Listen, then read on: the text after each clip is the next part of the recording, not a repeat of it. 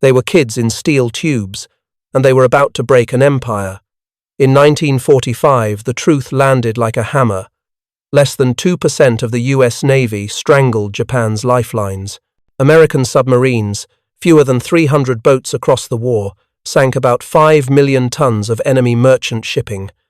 That was more than half of all Japanese ships lost.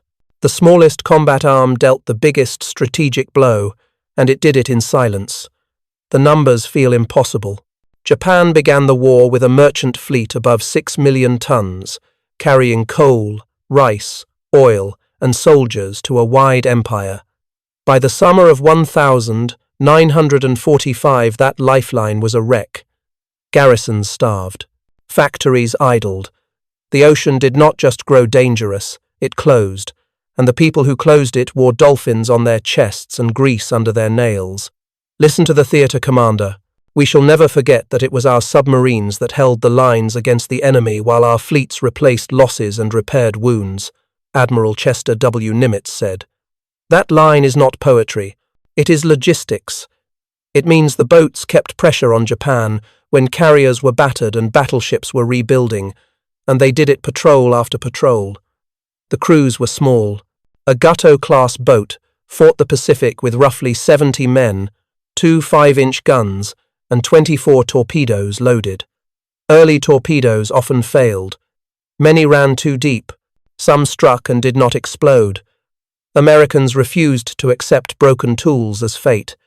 They tested in coves, tore open exploders, and wrote brutal reports until Washington listened. Then the weapons worked, and the ocean changed color. Here is the human truth that makes this more than numbers. Commander Richard H. O'Kane learned aggression under Dudley Mush Morton in USS Wahoo and then took command of USS Tang. He pushed night surface attacks so tight that escorts sometimes never found his wake. In October 1944, Tang was lost in the Formosa Strait to a circling torpedo. O'Kane became a prisoner of war. "We'll win because we learn faster," he told a fellow captive in the dark of a cell, a promise more than a boast. He survived to keep that promise. The enemy's shock grew with each convoy that failed to arrive. Japan prized offense over protection. It built long-range striking forces but starved its escort fleet and training pipeline. When American skippers gained radar, they used it like a third eye.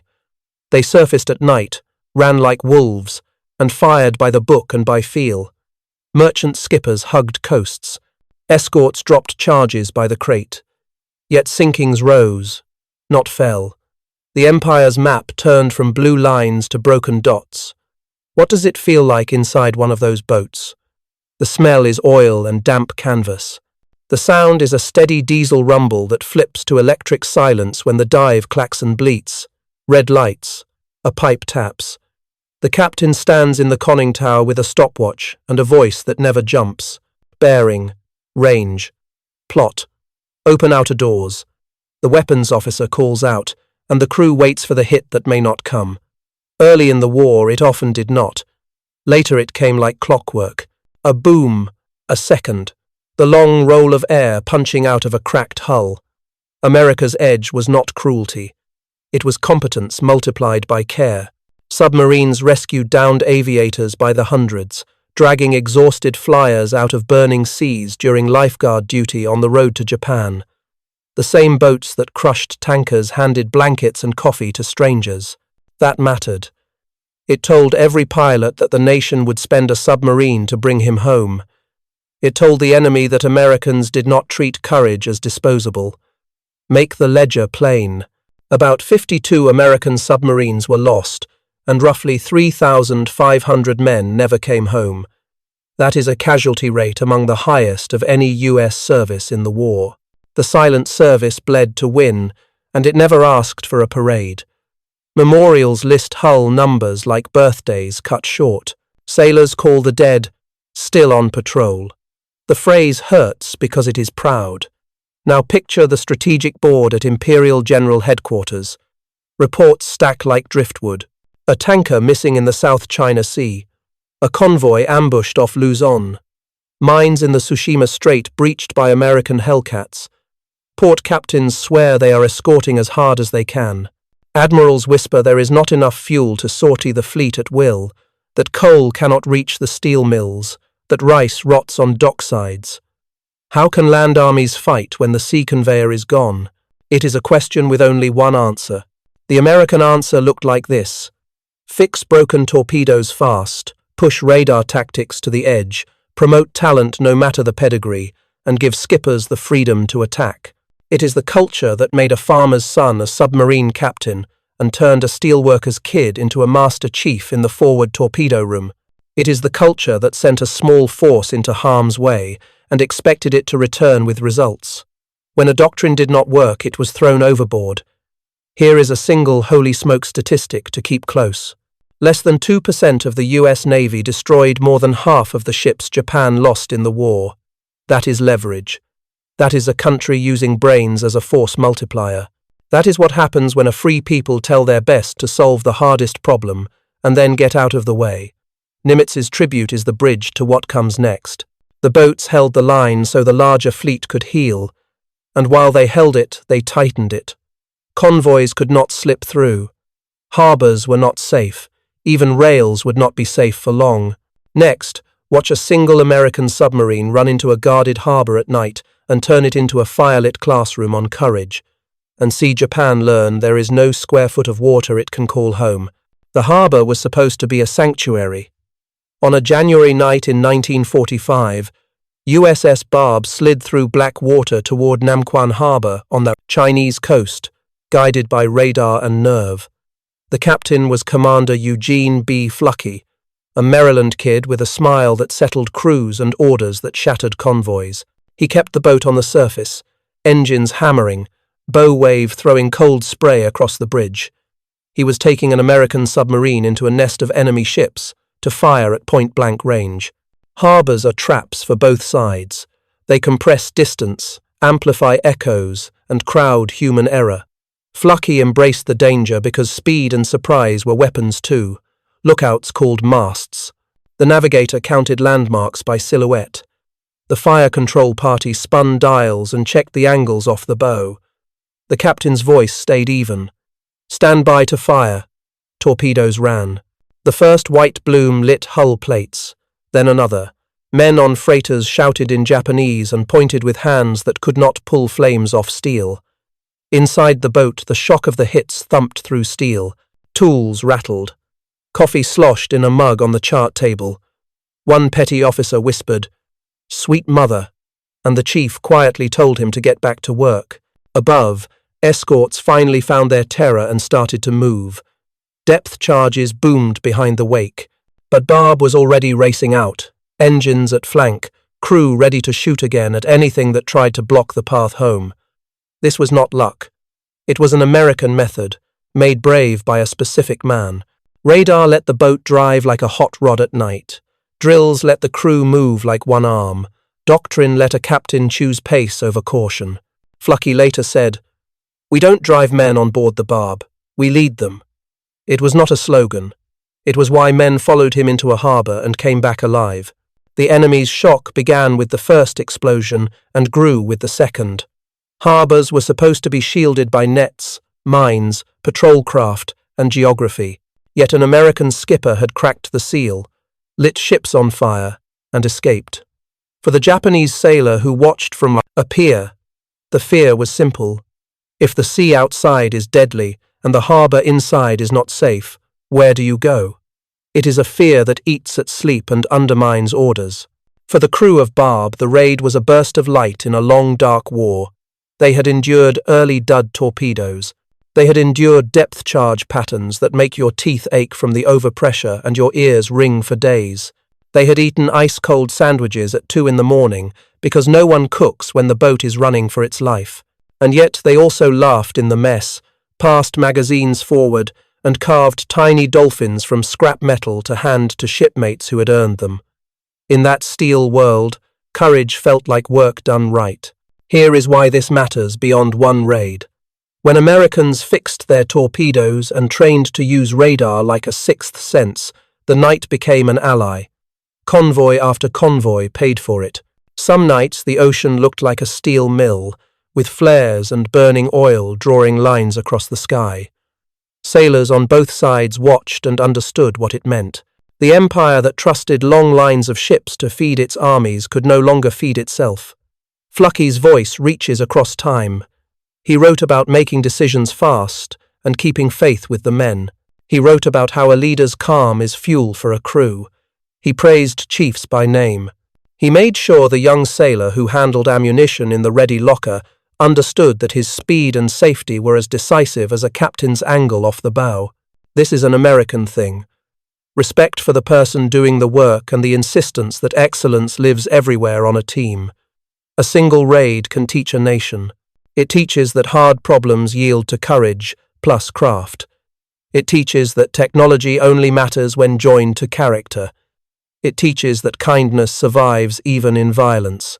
After the Namquan strike, Barb pulled survivors from the water when she could, because Americans did not confuse victory with hatred. That habit changed the way men told the story of the war for the rest of their lives. If you stood on that bridge at flank speed, you would remember three things: the cold, needle-hard spray cutting your face, the feel of the deck flexing as the boat surged, and the captain at your side, one hand on the rail, the other pointing, voice steady, never raising it, never needing to, because the crew believed him. That belief is power. It is how small units do big things. Japan measured the damage in tonnage and in sleep lost. Reports reached Tokyo that American subs had hit ships inside a defended harbor. Shame piled atop fear. Commanders demanded tighter patrols, more escorts, more mines. But there were not enough ships, not enough fuel to run the ships they had, and not enough training time to make new crews good. A culture that worshipped offense could not pivot to protection in time. The damage was baked in. And here is the quiet American contrast. The same boat that carved fire lanes through a harbor later stood watch for downed US flyers, dragging half-drowned men over the lifelines and handing them coffee in steel mugs. Submarines rescued more than 500 aviators across the war. Each rescue was a statistic and a sermon. We take care of our own. We bring them home. The bridge to the next revelation is a fuse on a rail. Barb's raid proved nothing was safe in the water. Flucky and his men decided nothing would be safe on land either. They would take the war ashore from a submarine. They would write a line in history no one had written before. The date would be late July 1945 near Sakhalin, and the target would not be a ship at all. It would be a train that thought steel tracks made it untouchable. 8 Americans moved like shadows through wet grass above a moonlit rail line on Sakhalin. They had launched from a rubber boat pushed off the deck of USS Barb on a late July night in 1945. The plan was simple and insane. Plant an explosive under a rail, retreat to the shore, and watch a Japanese locomotive meet American engineering from the inside out. It sounds like a rumor until it becomes a report, a citation, and a memory that lives in every submariner's grin. Here's the question that ties everything together. How do you reach an enemy who thinks land is a shield when you fight from the sea? The problem looked solid. Submarines were built to sink ships, not sabotage trains. Shorelines meant patrols, dogs, and men with rifles who knew the trails. A single misstep meant capture or a bullet in the grass. The answer was the American way: treat rules like suggestions, push initiative to the edge, and trust your best people all the way. Commander Eugene B. Flucky picked 8 sailors, briefed them in whispers, and put courage in their hands. The kit was as basic as a high school shop class, because complexity gets men killed. A charge, wire, a clamp for the rail, a battery, and the practical knowledge of where the weight of a locomotive bites into steel. The men worked fast because dawn is not polite, and because the sea behind them could turn from friend to enemy if patrol boats nosed close. They finished, checked, and ran for the surf. They hauled the rubber boat across foam that looked white as revelation, slid in, and lay flat with paddles tucked like spears along their ribs. The train came with sound first, a long iron hum. The ground began to speak through their elbows. The air smelled like coal and hot metal even before the headlamps crowned the curve. Someone breathed now. without meaning to. When the locomotive hit the broken truth in the track, the explosion cracked the night in two. Cars piled in a shriek, sparks sprayed the sky. The 8 sailors did what they had come to do next. They survived. They pushed for the boat. They rowed. They laughed and swore and grinned because they knew what history felt like when it was still hot. The enemy's shock was practical and deep. For months, Japanese officers had told workers and families that the sea lanes were dangerous, but the island rails were safe. Ports could be bombed, but trains still ran. Barb proved that the United States could step across the shoreline at will, strike, and leave nothing but a rumor and wreckage. A police report would later call it a phantom landing. Sailors who heard about it in other boats carried the story like a good luck coin, because it said out loud what they already felt. Nothing was off limits anymore. That night matters because it shows something bigger than a dare. It shows how American values scale down to a team of 8. Initiative was not a poster on a wall. It lived in the coxswain's grip, in the sailor who checked the wire twice, in the lookout who watched the land for a lantern while everyone else watched the track. Merit lived in a captain who picked men because they were right for the job, not because of where they came from. Results lived in a blast that lifted steel and turned certainty into dust. There is a second human thread here, and it is quiet. Barb spent time on lifeguard duty too, like many boats. She hauled aviators out of oil and salt and fear, handed them coffee, and tucked them into bunks that still smelled like diesel and pride. One rescued flyer, eyes red from fuel and wind, told a mess cook, "I never knew what a submarine looked like inside. Now it looks like home." That is not policy. That is character. That is how a nation fights with both hands, one fist and one open palm, and still sleeps at night. The Japanese reaction after the rail strike fused fear with math. If Americans could blow a track on Sakhalin, could they hit a bridge on Hokkaido? If they could land 8 men, could they land 80? If a submarine could be a commando carrier, what else could it be? The questions ate time, and time was the one thing Japan no longer had. Fuel was short. Escorts were short. Sleep was short. Convoys were mauled on the way in and on the way out. Every new uncertainty multiplied the others until even simple tasks felt like gambles. This event also framed a final truth about technology. Radar is great. Torpedoes are decisive. But the decisive edge is human. A team decided to risk the shore for a strategic message, and the enemy heard it. American boats were not just hunters, they were artists of disruption. They were the kind of tools free people make when they expect excellence from everyone and allow it to bloom. The boat's 5-inch deck gun had a nickname. The engines had odd rattles with nicknames too. Men give names to things they love, even when those things are engines and guns, because pride and craft live in the details. Take a breath and tally the ledger again, because every shock should point to the bigger picture. Less than 2% of the Navy's people carried more than half of Japan's shipping losses on their backs. The merchant fleet that began above 6 million tons dwindled until routes were rumors and warehouses were waiting rooms. American subs rescued more than 500 downed aviators, a statistic that reads like a miracle in the middle of destruction. 52 boats never returned, and the Navy remembers them as still on patrol. The personal echo of the rail explosion belongs to one of the 8, a machinist's mate who later told a friend, "I could smell hot iron and pine at the same time." That line sticks because it is precise. War is made of smells, not just maps. It is made of hands hauling a rubber boat, boots soaking up ditch water, and a captain's voice that never has to shout. It is made of chiefs who know the names of the men and the rattle of every valve in the forward engine room. It is made of the quiet vote that happens when a crew looks at a leader and decides to follow him anywhere. When the train rose off its rails on that July night, it did more than break metal. It broke the idea that anything was safe. It told every Japanese planner that the last months of the Japans, war would be a blur of missing ships, scarce fuel, and news that sounded at first like lies. It told every American sailor on every other boat that the ocean itself could be a springboard. The bridge to the next escalation was already laid down in charts and in hearts. If harbors and rails were open to attack, then mined straits would be next, and the Sea of Japan would learn that even maps can't stop Americans who decide to finish the job. The torpedo hit with a perfect clang and did nothing. July 1943, the submarine USS Tinosa had the Japanese tanker Tonan Maru No. 3 dead to rights in bright tropical water. Lieutenant Commander L.R. Daspit lined up, fired, and watched a Mark 14 torpedo slam into that huge hull and fail to explode. He circled, he fired again, hit, nothing. 11 clean strikes, 11 duds.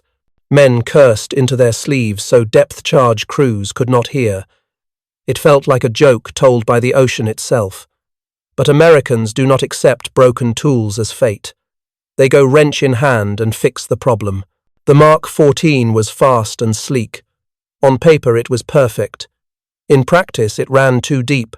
Its Mk6 magnetic exploder misread the Earth, and its contact pistol sometimes collapsed instead of detonating. Early in the war, crews watched torpedoes pass under targets by 10 feet.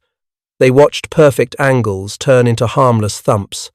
Patrol reports began to read like personal insults. Admiral Charles A. Lockwood, the commander of submarines in the Pacific, had heard enough. He ordered live-fire tests in Hawaiian waters, the kind that make careers or end them. Torpedoes were shot against cliffs and nets. Depth settings were measured with lines and stopwatches, not hopes. The truth came out ugly and clear. The Mark 14 ran deep. The Mk6 failed too often. The contact pistol needed redesign. The fix began that day. Sailors and engineers joined hands across thousands of miles. Magnetic exploders were disabled. Depth mechanisms were recalibrated. Contact pistols were rebuilt so the firing pin didn't crumple like a tin can at 40 knots. Chiefs took the new parts like they were medicine. Skippers rewrote their approach notes and trained hard for night surface attacks where radar would be the third eye. The next time a torpedo met steel, it behaved like a promise kept. Here is why this matters to more than one boat. Japan had entered the war counting on sea roads to hold its empire together. Oil from the south, rice from the farms, coal to the mills. With broken torpedoes, our boats could scar the routes. With fixed torpedoes, they could amputate them. Sinkings climbed like a graph with a steep face.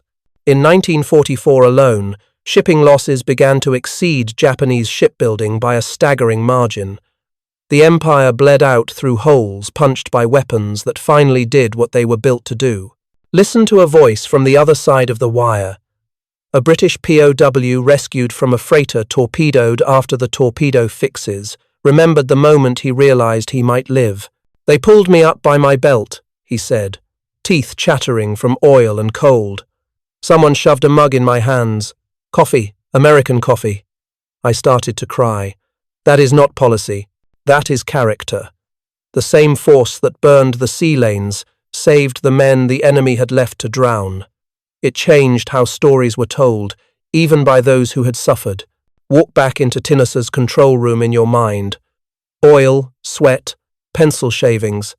The captain's jaw tight, his eyes careful and bright. The fire control party bent over dials that suddenly mean something again. Open outer doors. Fire. The boat shudders and every man waits for the sound he has dreamed of. Boom. Crack. The deep belly note of a ship hit hard. When it comes, it lifts shoulders all the way down the compartments. It is not joy. It is relief with steel in it. Now the boat can do its real job. The enemy felt the change like a cold wind through a thin coat. Escorts reported convoys mauled where maps said they should be safe. Harbors had to be guarded deeper. Routes were rerouted into storms to avoid known patrol areas. Every adjustment cost fuel, training time, and sleep. Japan had not built enough escort vessels. It had not trained enough crews. Once American torpedoes worked, the strategic math turned brutal. The question in Tokyo became simple and grim. How do you fight a country that fixes problems faster than you can react? Lockwood's culture was the answer America always brings to a hard fight. Tell the truth. Test the gear. Promote the best, no matter their pedigree. Give the man on the spot the authority to act. The same spirit that fixed the torpedoes also unlocked night surface tactics, taught skippers to trust radar as if it were a hand on the shoulder, and created wolf packs that flooded convoys with problems faster than escorts could answer them. It is not one miracle. It is 1,000 small, honest choices made fast. Do not forget the cost. Testing took nerve. Boats risked live shots and live charges to pull the truth into daylight.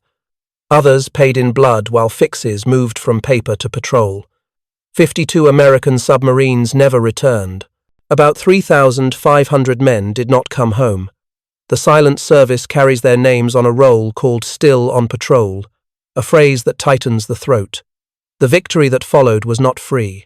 That is why we honor the men who forced the Mark 14 to tell the truth, and then rode the truth into enemy sea lanes. Here is a holy smoke fact to hold on to. A force that was less than 2% of the US Navy accounted for the sinking of more than half of Japan's merchant shipping lost in the war. That leverage was impossible with broken tools. It became real the moment American stubbornness turned wrenches and pencils into weapons. It is the American way to fix and fight at once, to make an engineering bench the front line when it needs to be. Now picture a different deck and a different night. Flames lick the sky. Shells crack like dry branches. A submarine is not hiding. It is charging on the surface into the middle of a convoy, weaving between burning freighters while the captain fires by eye and by instinct. This is not theory. This is the Medal of Honor patrol of Lawson Red Ramage in USS Parche, and it shows what happens when working weapons meet fearless leadership. The night caught fire around him and he did not flinch. July 1944, South China Sea. Lawson P. Red Ramage took USS Parche straight into the heart of an enemy convoy on the surface. His bridge crew could feel heat on their faces from burning ships as the sub knifed through white water and spray. He stood high, bareheaded, pistol at his hip, calling bearings like a conductor calling music. Torpedoes roared out. Shells chased them. Escorts tried to ram. Ramage threaded the gap and shot again. It was madness to anyone who had never seen American training meet American nerve. Ramage was born for moments like this, but he was also made by them. He had drilled his crew until the boat felt like one body. He trusted his radar operators and his plotters. He believed in the new doctrine that said a submarine at night, on the surface, could be the predator no escort wanted to meet. The torpedoes were working now. The Mark 14 and the newer electric Mark 18 did their jobs. The TDC, that clacking analog brain, sang to the data. Parche used everything: radar sweeps, bridge eyes, wake angles to close, shoot and dash through.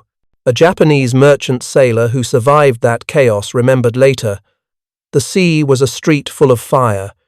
He said he saw a black shape slide between two burning ships, too fast and too close to be a destroyer, and he felt the convoy's heart break. The enemy was competent and brave. They steered into danger to try to ram. Escorts emptied racks of depth charges by instinct, but the angles were wrong, and the American boat owned the night. That is what doctrine, training, and courage do together. They turn the universe of risk into a path only you can see. Ramage's Medal of Honor citation speaks like thunder. It tells of a captain remaining on the bridge under fire for hours, personally directing every attack, refusing to take cover while enemy ships loomed and bursts stitched the water. He kept the sub at top speed, zigzagging through wreckage and bow waves. He fired at anything that threatened his boat or his plan. Hits landed. Ships broke. The convoy dissolved into a set of problems no one could solve. Listen to the human engine below that bridge. Chiefs in the torpedo room loading warheads with hands that remembered every bolt. Firemen kissing valve wheels for luck. Young sailors, 19 or 20, working plots with pencils that shook only after the action, not during it. Ramage was their captain, but they were the hands that made his will real. He loved them enough to risk his life on the bridge where he could see and be seen. Leadership like that multiplies courage until it floods a team. Here is the line that connects this night to the wider war. When American subs fixed their torpedoes and mastered radar tactics, they didn't just snipe from the dark. They learned when to seize the initiative with a roar. Surface attacks put a submarine in the convoy's bloodstream. Escorts trained to drop patterns on periscope wakes now found a knife fighter in the alley. In that new geometry, the U.S. Navy's system merit promotions, honest debriefs, rapid feedback made skippers more dangerous with every patrol. We should hear a POW voice here, because war is made of people first. A British prisoner jammed into a hell ship that Parsh or another wolf hunted wrote later, "The lights went out, the heat turned to flame. Then hands came out of black water. Someone yelled in English to hold on. I did." He lived because an American boat refused to let the sea be a grave when it could be a rescue lane. That double power destroy and save became the moral high ground that made our victory more than numbers.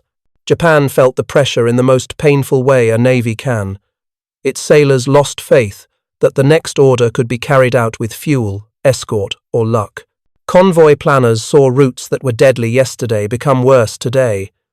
The year 1944 was the year the ocean closed. Losses outpaced building by huge tonnage. Coal stalled at piers. Oil sloshed in tanks that never left harbour.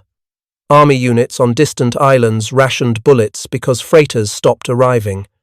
Every daring American patrol stacked one more block on that wall. Ramage's style sparked imitators and students. It also rested on something uniquely American, a service willing to let a captain act. He did not radio to ask if he could charge a convoy on the surface. He measured, decided, and owned the outcome. A lesser culture would have written a rule against it after the first close call. Ours wrote a citation and taught others how to do it well.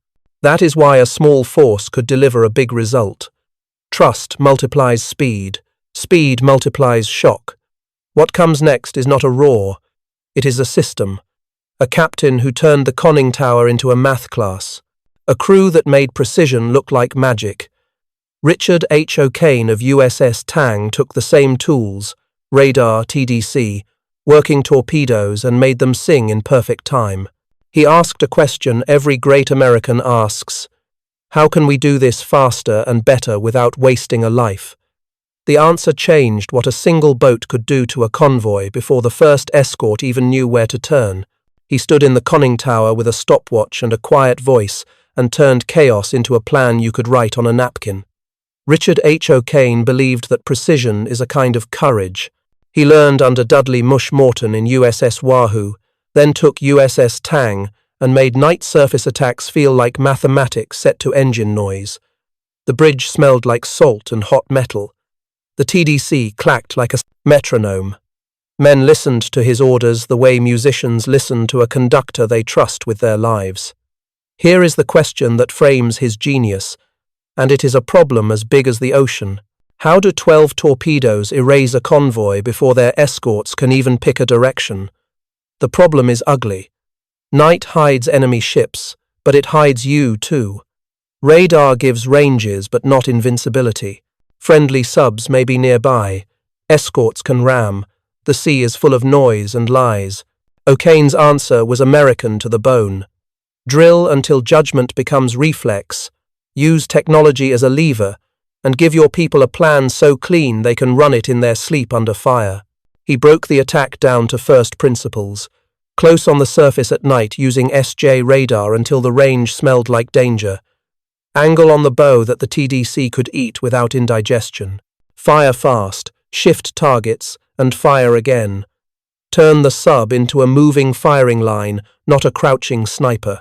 He taught his officers to hold picture in their heads like a moving map.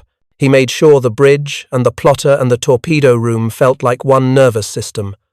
When a shot went out, the next solution was already made. The results were brutal and clean. Convoys that should have scattered never got the chance.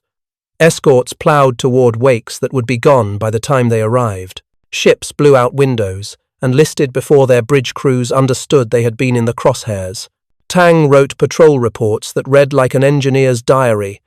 Ranges, bearings, time on target, number of hits, number of sinkings. The poetry came later, when survivors told their stories and when Americans counted how much food, fuel, and steel never reached Japan's factories. There is a hard twist in this tale, and it belongs to fate. On the night of 24 October, 1,944 inches the Formosa Strait, Tang fired her last torpedoes at targets already bleeding.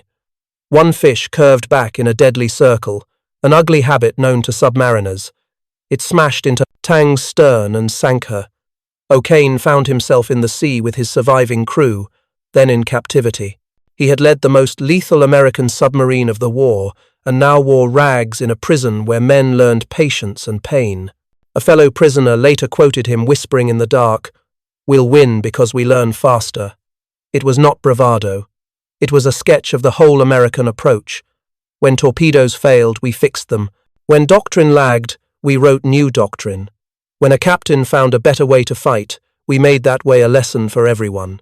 In O'Kane's hands, technology and nerve turned into a weapon you could teach, not just a story you could admire.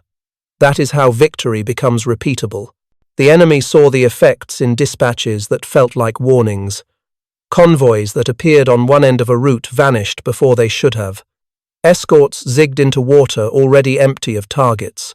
Harbors reported that even entering or exiting felt like an ambush.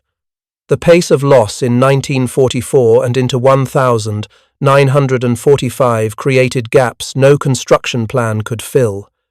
Ships take time. Training takes time. America was stripping time out of the Japanese calendar with math and courage. Listen to a voice from a man saved by the system O'Kane helped perfect. A downed U.S. pilot pulled aboard a lifeguard, sub-wiped fuel and tears from his face, and told a mess cook, "I'm back in the war by breakfast." That is a simple line with a giant shadow. Submarines were not only assassins at night, they were ambulances for aviators, pulling more than 500 men out of seas guarded by enemy planes. Every pilot rescued was a mission flown tomorrow. Every rescue said to our own people, "You matter enough to spend a submarine on you." Tactics matter. So do tools. The TDC, a steel box of gears and cams, converted range and bearing into firing solutions in real time. The SJ radar gave surface search data that let an American officer draw a picture of a convoy in his mind before he ever saw a mast.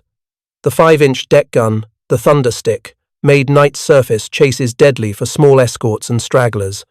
But the real tool was culture, honest debriefs, fast changes, trust in young leaders, a belief that if you kept the truth flowing, the next patrol would be better than the last. Holy smoke math belongs here because it makes the heart understand what the head believes. Less than 2% of the Navy, more than half of the enemy's lost shipping, 52 boats gone, about 3,500 souls still on patrol. And the year 1944, where losses outpaced shipbuilding by millions of tons. These are not slogans. They are the floor under O'Kane's story, the firm ground he and his men walked on every time they climbed to the bridge.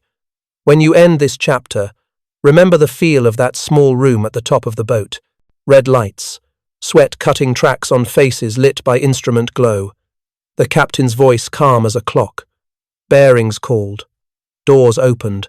Firing solutions fed like notes to a piano that never missed a key. It is not loud heroism. It is a heartbeat. The enemy was brave and skilled.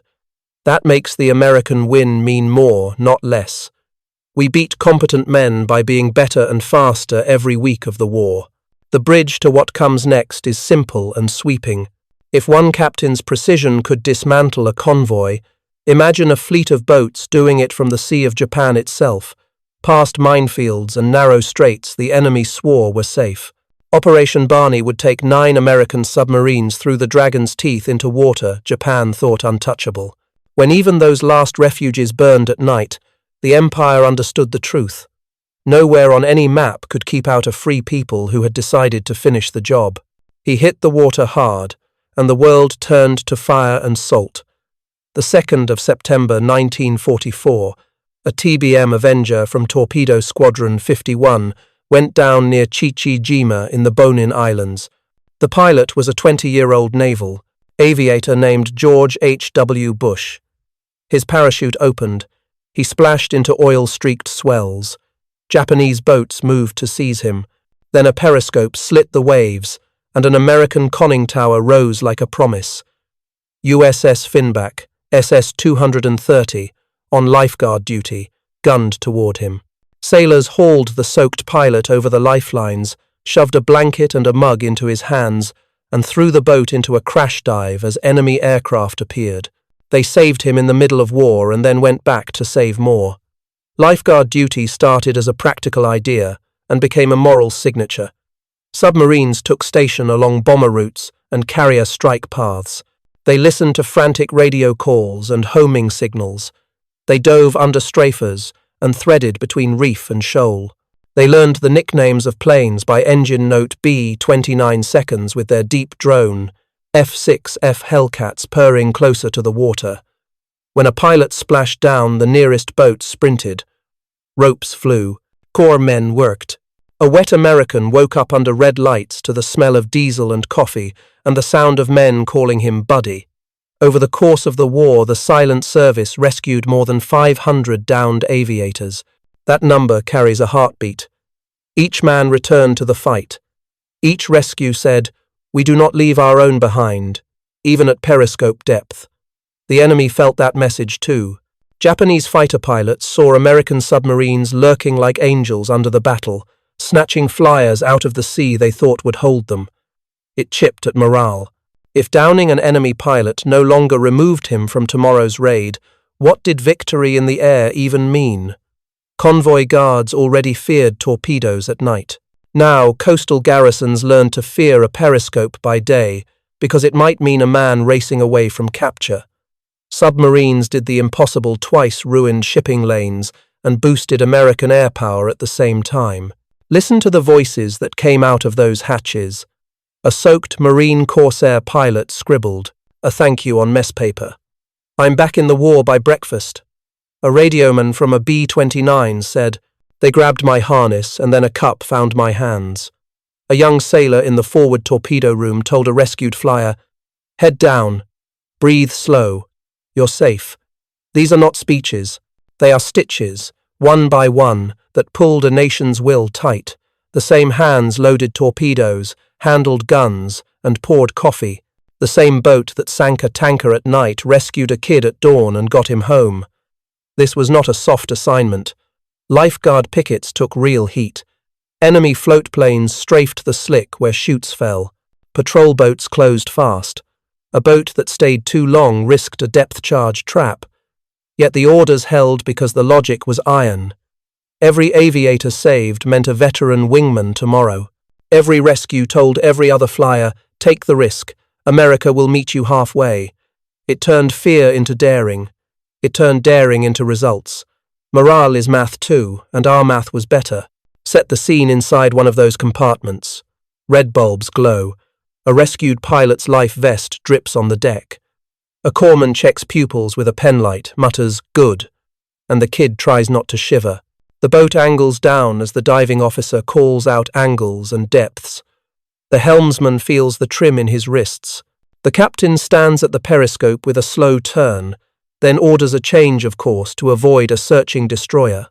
Somewhere aft, a cook ladles stew and calls it ammo with a grin. In 10 minutes, the rescued man will hold a spoon like it is a medal. In 2 days, he may fly again. The men who made this possible wore ranks small and big. Chiefs who ran torpedo rooms like watch factories. Radiomen who pulled weak SOS calls out of static. Sonar men who could hear a float plane's pontoons slap water and knew what that meant. Commanders who put their boats north or south on a hunch that matched a flight plan. There were famous names too. Finback saved Bush.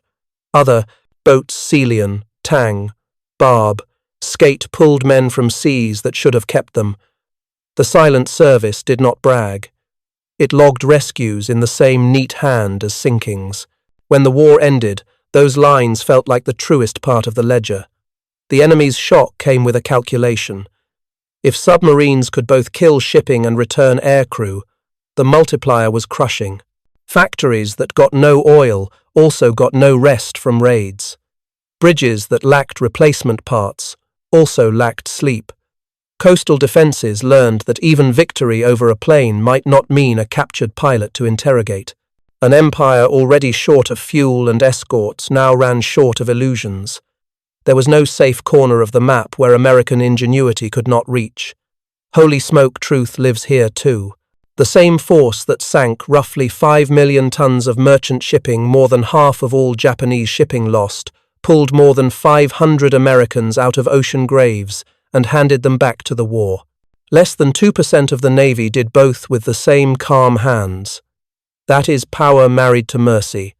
That is a national character acting as a tactic. It is not sentimental. It is decisive. The bridge into the next revelation is a chart smeared with pencil and coffee. Convoys reroute and still vanish. Shipping losses surge. The year 1944 becomes the year the ocean closes around an empire. Watch the numbers tilt and the harbors go quiet. Watch production plans crack. The ocean shut like a door in 1944. Routes that once felt long and boring became short and lethal. Japanese captains plotted around reef and weather and still ran into American steel. The graphs tell it plain. That year, sinkings outpaced Japan's shipbuilding by a staggering margin on the order of millions of tons. By the end of 1944, the merchant fleet that began the war above 6 million tons was a ragged shadow of itself. Coal piled on docks, oil sat in tanks far from where engines needed it, rice spoiled in warehouses, because no freighter came. This is not an abstract curve. It is a convoy that never arrives. It is a garrison on an island opening crates to find fewer shells and more fear. It is a factory whistle that blows on time and releases workers into silence because there is no fuel for the furnaces. The Luzon Strait turned into a gauntlet. The South China Sea became a graveyard. Off Formosa and in the Bungo and Surigao Straits, American submarines waited in the dark and in bad weather. They hit tankers first, because oil moves armies and fleets. They hit freighters next, because food moves nations. When torpedoes began to work and night surface tactics sharpened, entire columns of ships went missing between departure and destination. American boats wrote the record in patrol reports that look almost dull until you add the effect.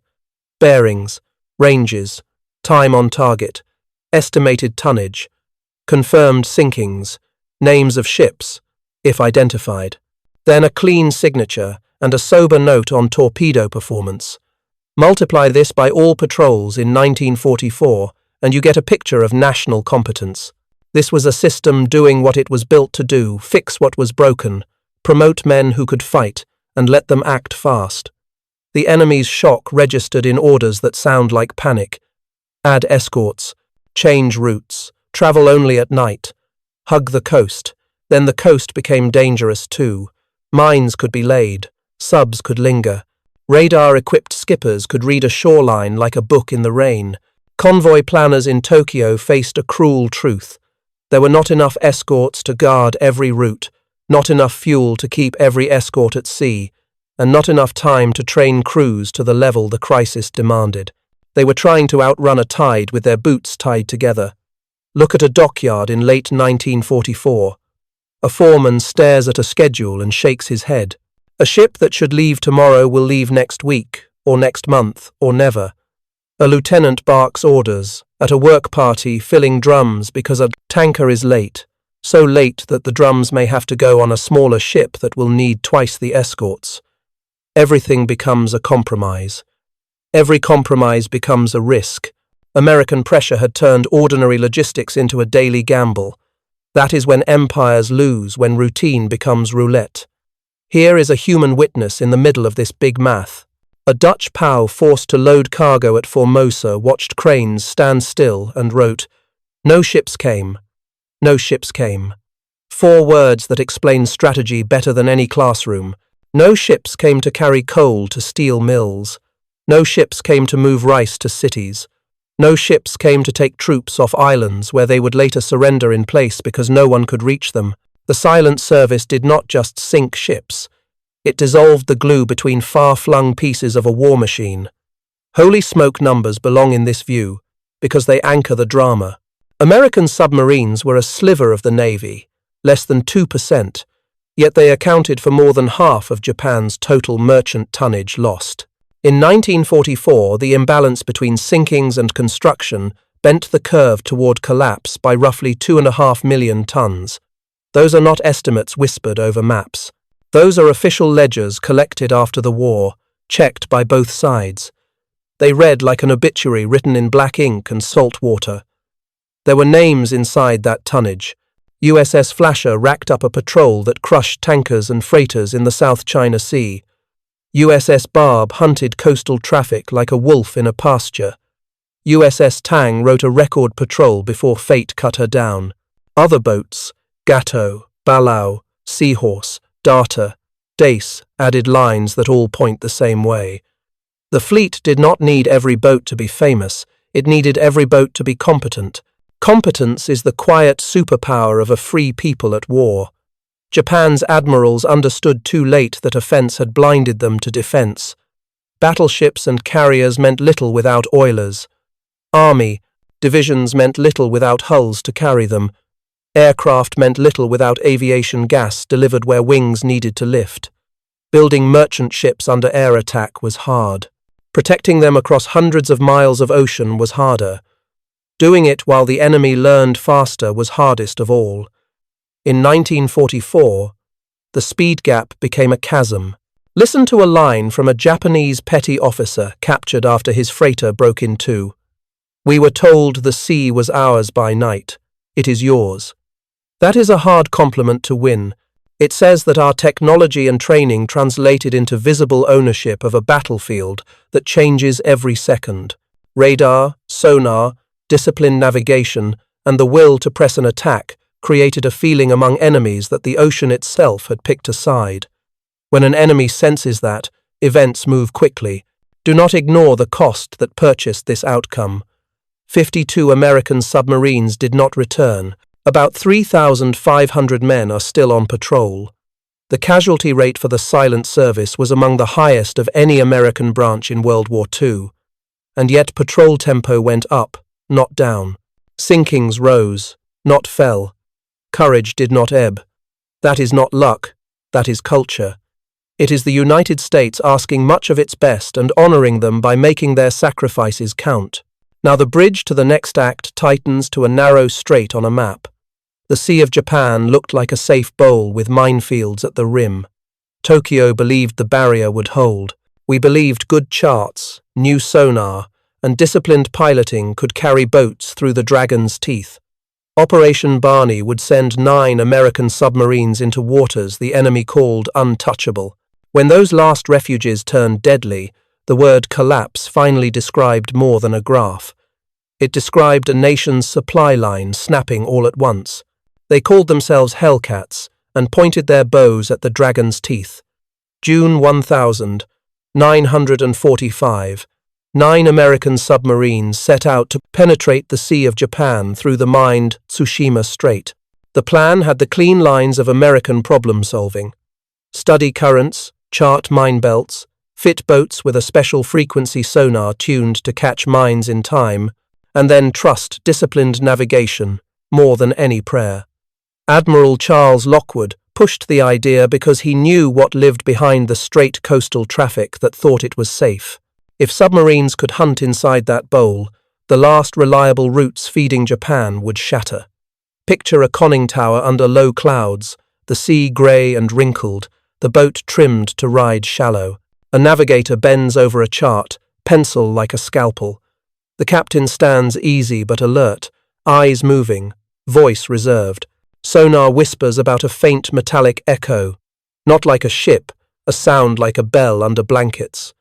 The helmsman shifts a degree. The boat slides past something unseen and deadly. That dance repeats for hours.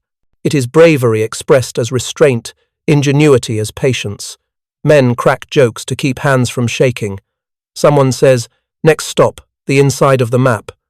The sonar was the edge. Frequency-modulated sweeps let skilled ears and trained eyes see mines before the mines saw them. It did not make anyone invincible. It made the impossible navigable. The Hellcats moved through the strait like safecrackers, numbers in a row, clicks that meant go, silences that meant stop. And then the water opened into the Sea of Japan, a space Japanese captains believed American submarines would never enter in numbers. That belief died the first night. Inside those waters, the hunting was close and fast.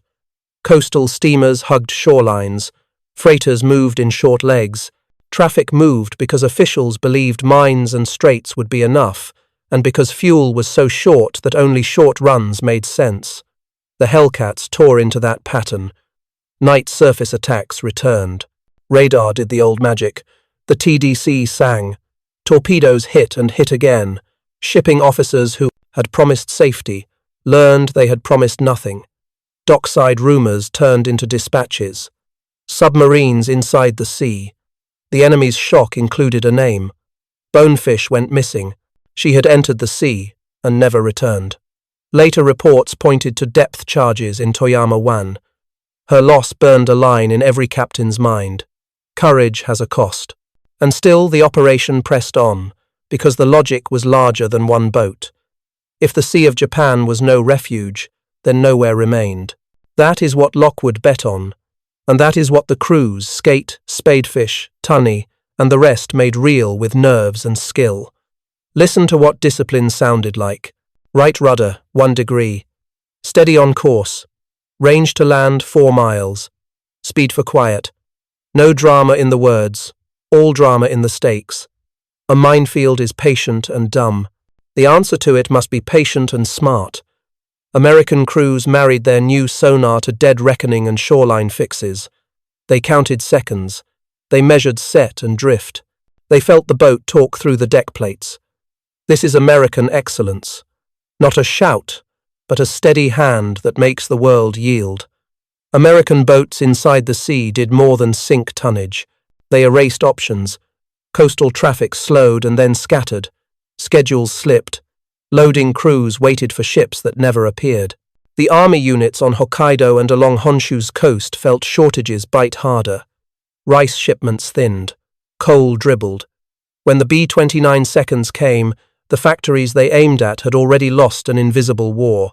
That is the point. Operation Barney was not just daring. It was decisive because it attacked time. It turned tomorrow's plans into yesterday's excuses. Holy smoke moments came every night. A boat running on the surface, blacked out, bridge awash, sprinting between small craft, while a shoreline lighthouse burned behind cloud and rain. A captain making a firing solution on a target that would twist behind a point in 30 seconds and drilling it anyway. A depth charge pattern that walked up the wake, boom, pause, boom, while men lay still in bunks and counted to feel alive.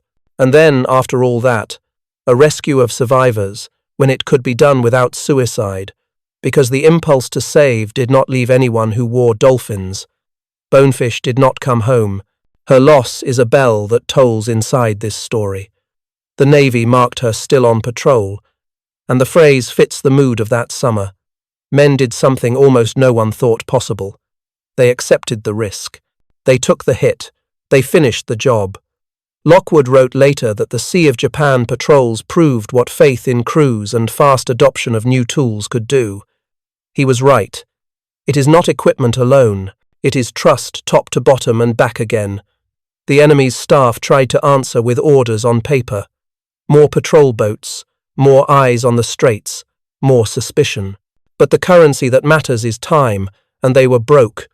The last bottlenecks were open to us. The last quiet waters had wakes like claw marks. That is when a nation realizes the end is not dramatic, it is simply inevitable. When your merchants cannot move, your soldiers cannot either. When your convoy tables are blank, your strategy is too. The bridge to the final reckoning is arithmetic with a human face. Pre-war merchant tonnage above 6 million. By mid-1945, a crippled remnant. American submarines, less than 2% of the Navy, credited with more than half of the enemy's lost shipping. 52 boats gone. About 3,500 men forever young. And the Sea of Japan, once a sanctuary, turned into a hunting ground by 9 boats that believed a hard thing could be done. Next comes the collapse in numbers, And the memorial roll of names, the impossible outcome earned by steady hands and brave hearts. Start with the ledger, because the ledger ends wars. Japan sailed into 1,941 with a merchant marine, a little over 6 million gross tons. Thou afloat bloodstream of an island empire. By mid-1945, that fleet had been hammered down to a limping remnant, and the reasons were not mysterious. American submarines, less than 2% of the Navy, had slammed shut the ocean gates. In 1944 alone, sinkings outstripped Japanese shipbuilding by a margin so huge that even optimistic planners could not hide it. Millions of tons went to the bottom while yards produced far less than losses. This was not a bad month. It was a structural failure. Picture a single convoy as the math becomes flesh. Coal loaded at Moji to feed furnaces near Nagoya. Oil drums lashed on deck because tankers were too scarce to spare. An escort short on fuel idles at pier because headquarters needs it elsewhere. The convoy clears the breakwater into black water and risk. Somewhere beyond the horizon, a Balao-class sub waits, radar painting the night. Bearings, range, angle on the bow. Doors open. A spread goes. White blossoms hit under the bridge and aft of the stack. The freighter's lights die. A second ship slews to avoid wreckage and eats a fish meant for a third. The escort never sees the shooter. Nothing on the pier moves tomorrow. Take that scene and multiply it across the South China Sea and the Luzon Strait, across Formosa's east coast and the Bungo and Surigao approaches. Multiply it again by the fact that early torpedo failures were fixed, that radar doctrine turned darkness into an ally, and that the best skippers were given room to act. The curve did not bend by accident. It bent because Americans told the truth about broken weapons, rebuilt them under fire, and then taught a generation of officers to fight with speed and precision. That is how logistics die one honest fix at a time. From Tokyo, the enemy's shock looks like paperwork that sweats. Reroute coastal. Add 2 escorts, then 3. Travel only at night, then not at all unless critical. Move coal by rail where rails exist. Dump it where they do not. Mine the straits. Lay nets. And still patrol reports arrive that ships are vanishing in places that were safe. The Sea of Japan will be next, officers promise. Once mines and narrow passages are enough. They are not. Men on staff discover the worst sentence in strategy. There are not enough of anything, escorts, fuel, trained crews, hours left to make numbers behave. The human echo of those charts is a dockside foreman staring at cranes that do not swing because no ship has come. It is a factory whistle blowing workers out into quiet alleys. It is a garrison commander reading the ration sheet and deciding who eats meat this week and who does not. It is a line in a Dutch POW's notebook at Formosa, "No ships came," which is strategy explained in 4 words. It is a Japanese petty officer, captured after his freighter broke, admitting, "We were told the sea was ours by night. It is yours." Bring the American voices back into the room, because the numbers carry names. Admiral Charles A. Bate, Lockwood pushed his men with a simple vow and a brutal standard. Sink 'em all, but sink them with brains, not waste. Chester Nimitz wrote the epitaph while the fight still raged. Our submarines held the line. The crews made those lines real tin mugs of coffee slapped into shaking hands after lifeguard rescues, grease-blackened fingers on valve wheels, chiefs who knew the rattle of every pump and the nickname of every gun. Courage lived in small habits that totaled to national power. Holy smoke math belongs here because it underwrites every image. By war's end, U.S. submarines were credited with sinking roughly 5 million tons of Japanese merchant shipping, more than half of all Japanese merchant tonnage lost, while making up a sliver of the fleet. 52 boats and about 3,500 men never came home, a casualty rate among the highest of any American branch. And yet patrol tempo rose when the risk rose, because the culture was built on trust and results. You fix the weapon, you free the captain, and you accept the cost of asking small teams to decide big outcomes. Walk into a control room at midnight in late 1944, red light, sweat, a captain's voice that never hurries. Mark, set, Fire. The TDC clacks. The boat quivers. A petty officer counts seconds without moving his lips. The hit comes back through steel like a drumhead, and a murmur runs the length of the hull that is not joy and not fear, but the knowledge that work was done right. Above, a ship rolls and splits. Somewhere aft, an American kid from Kansas checks a relief valve by touch because the boat must live to shoot again. Now run the movie forward. Convoys thin. Schedules stretch. The rail carries what it can, but rails end where the sea begins. Mines bloom at the straits. 9 Hellcat submarines tune their new sonar and slide through the Dragon's teeth into the Sea of Japan itself. The last basin the enemy calls safe turns into another hunting ground, and the word collapse becomes more than a graph line. It becomes the sound of a nation's supply chain snapping in 3 places, at once coal, oil, rice under the weight of relentless American competence. Read the roll in a whisper, because the ocean listens. Tang, wahoo, sculpin, bonefish, ket, growler. Each name is a crew photo that never aged, a mess table that never filled again, a set of boots lined under a bunk forever waiting.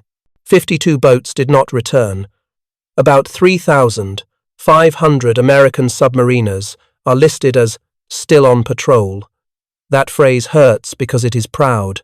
It says the sea keeps their watch while we keep their story. And the story is not only about loss, it is about what that loss purchased, and why the silent service never eased the pressure even when the cost went up. Take Sculpin.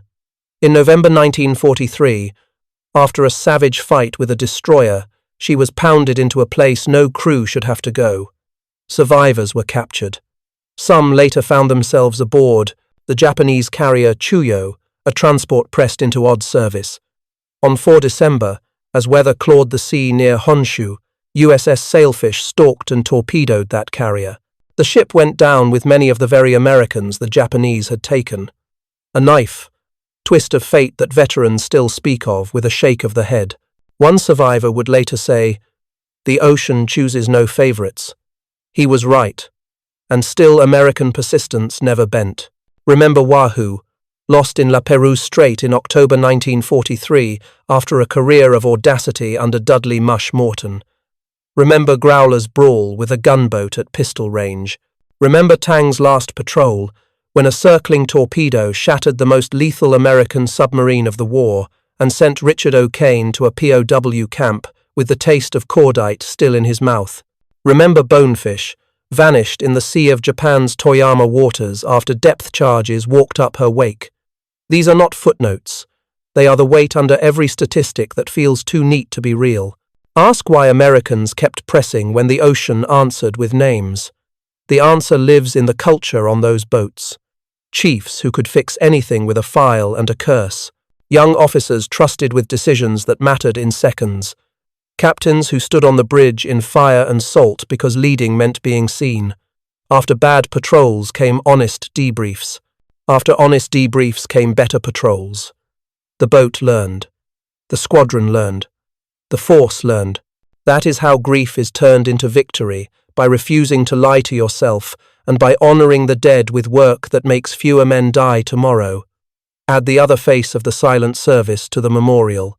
Lifeguard rescues that pulled more than 500 airmen out of seas patrolled by enemy planes. A former TBM pilot named George H.W. Bush hauled aboard Finback in September 1944 near Chichijima, wrapped in a blanket while the boat crash-dived from strafers. An anonymous B-29 radioman shaking so hard the corpsman steadied the cup in his hands so he could sip. A cook calling stew ammo and sliding a bowl across to a kid who had been sure he would never taste food again. These are threads of mercy woven into a net of steel. The enemy watched and understood something rare. Even as American submarines cut the merchant fleet to pieces, they reached out hands to save enemies and friends in the water when they could. Power with restraint. Fury with rules. A captured merchant sailor treated for burns in a sick bay that smelled of oil and iodine later told an interrogator, "Your men were not cruel." That line matters. It says the shape of our victory matched the shape of our ideals, even when everything was on fire. Holy smoke, facts should be carved on the memorial wall because they explain why the names glow. A combat arm that made up less than 2% of the Navy accounted for more than half of the enemy's lost merchant tonnage.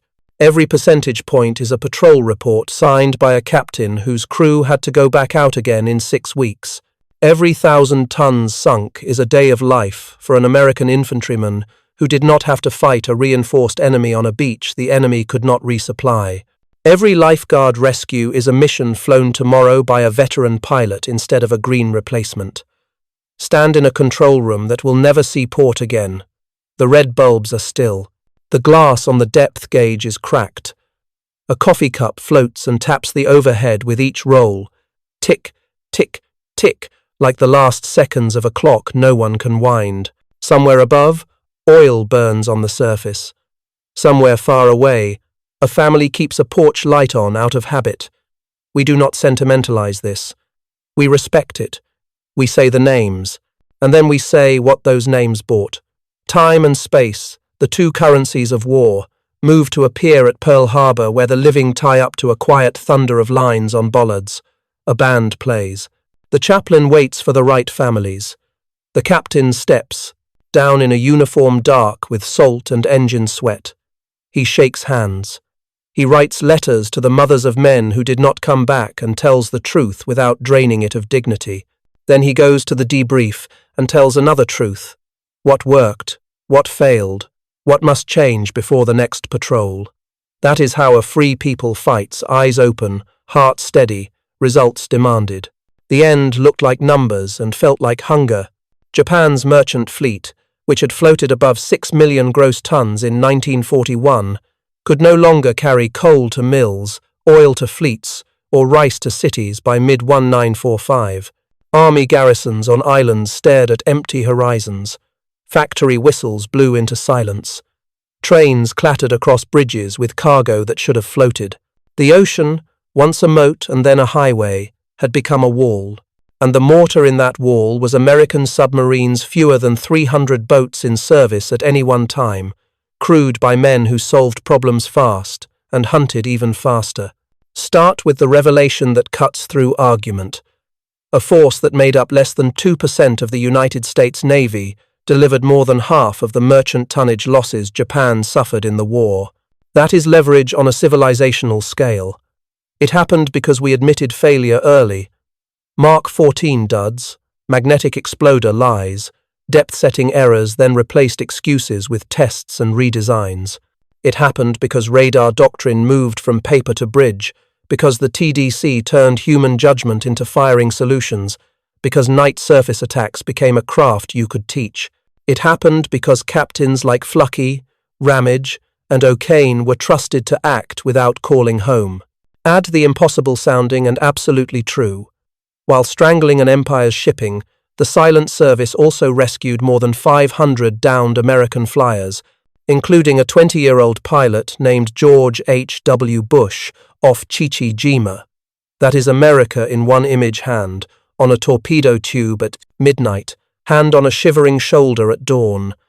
Power and mercy, both real, both disciplined. Enemies noticed. A captured petty officer treated in a submarine sick bay told his interrogator, "Your men were not cruel." That sentence is a flag raised over the whole campaign. Watch the last protections fall. Operation Barney's Hellcats slipped through the Tsushima Strait in June 1945, their special frequency sonar seeing mines in time, their navigation so exact it felt like prayer with math, the Sea of Japan, the final bowl of safety, filled with American wakes. Coastal traffic shrank from minutes to moments. Reports in Tokyo changed tense, from will arrive to failed to arrive. Logistics officers worked longer and achieved less. The army found itself rich in courage and poor in gasoline. That is how a modern state comes apart. No fuel, no food, no movement, no hope. Now honor the price. 52 submarines.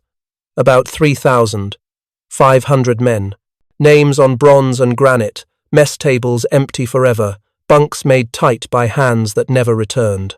Still on patrol, the Navy says, and every American who hears it feels the right kind of pride, grateful, not loud. Those losses would have broken a lesser service. They sharpened ours. After a boat went missing, another slid into its place. Crew trained harder, doctrine refined. The machine of learning kept turning. That is the American secret. A culture that makes bravery scalable. There is a final enemy perspective that matters, because respect makes victory worth more. Japanese sailors and officers were brave and competent. They ran into fire to save shipmates. They drove escorts at periscope wakes until the wakes vanished. They laid mines in black water and believed in their orders. When defeat came, it came to professionals. That is why the American achievement shines, because it overcame skill with greater skill. Audacity with disciplined audacity, production with production plus invention. We did not win because the enemy was weak. We won because we were stronger at the things that decide wars. Return to Nimitz, who had the clearest line. We shall never forget that it was our submarines that held the lines. That judgment reads like a calm verdict. It also reads like a promise to remember the human pieces, an engine room hand who could hear when a bearing wanted oil, a sonar man who could tell a mine from a small craft, a pharmacist's mate who learned to stitch and set bones because war asked him to, a captain who would not ask a 19-year-old to do a thing he would not do first on the bridge. Holy smoke moments still stack at the end. Barb's shore party blowing a train into the sky. Parsh charging a convoy on the surface like a knife through a riot. Tang's perfect geometry turning into a freak ricochet and a captain's long night in the sea. Finback racing strafers to pull a kid named Bush out of oil and foam. 9 boats tiptoeing past mines to turn the Sea of Japan into a hunting ground. Each event is a headline. Together they are a method. Fix fast, trust talent, act with courage, care for your own, respect the enemy, and never stop. Now say it plain so every student and every grandparent can nod. America won the undersea war because our values turned into tactics. Truth beat wishful thinking. Merit beat seniority. Initiative beat delay. Compassion beat terror. The outcome feels impossible until you remember who we are when we take things seriously. We are the country where a machinist's mate and a farm kid can change the fate of nations with a wrench and a steady hand on a scope. We are the country that can be lethal without being cruel. End with the ledger we started with. Above 6 million tons in 1941, a wrecked remnant by 1945. Roughly 5 million tons of enemy merchant shipping sent down by a sliver of our fleet. 52 boats. About 3,500 men. Hundreds of flyers pulled back from the sea. An empire cut off from itself without an invasion of every shore. The ocean chose discipline, courage, honesty, and kindness, and those wore American uniforms. That is the impossible outcome turned fact. That is the quiet thunder of a free people at war. And it is why the world learned to trust our flag on the water.